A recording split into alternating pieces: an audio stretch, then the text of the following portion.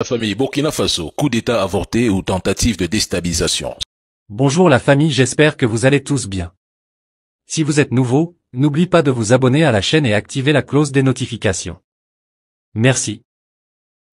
Qui est dirigé par des services de renseignement occidentaux, dirigés principalement contre notre pays, et les opérations devraient principalement commencer en fin mai. Ça devait consister donc à une guerre de communication intense contre notre pays, ce que vous avez suivi. En plus de cela, il devait y avoir donc une guerre informatique également. Nos systèmes informatiques devraient être attaqués pour créer un blackout. En plus de ça, il y a une guerre économique souple et passive, qui ne dit pas son nom, que nous avons aussi su contenir. Plusieurs projets d'attaque de points sensibles ont été planifiés. L'autre phase, c'était donc des assassinats ciblés qui ont été aussi planifiés.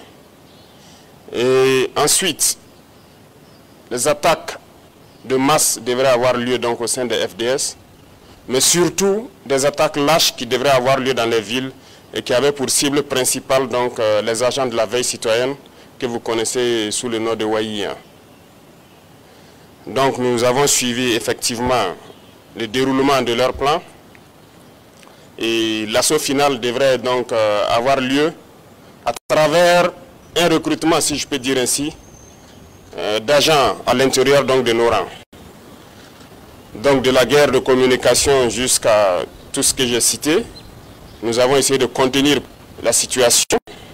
Certaines personnes ont été arrêtées dans cette subversion.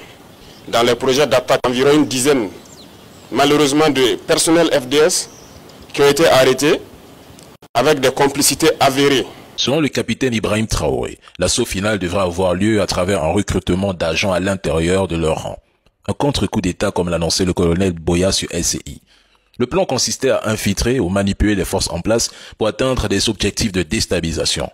Une opération homo, c'est-à-dire trouver la cible, identifier la cible, puis éliminer la cible. Je dis ici plusieurs fois dans mes vidéos que c'est le seul scénario plausible en ce qui concerne le capitaine Ibrahim Traoré.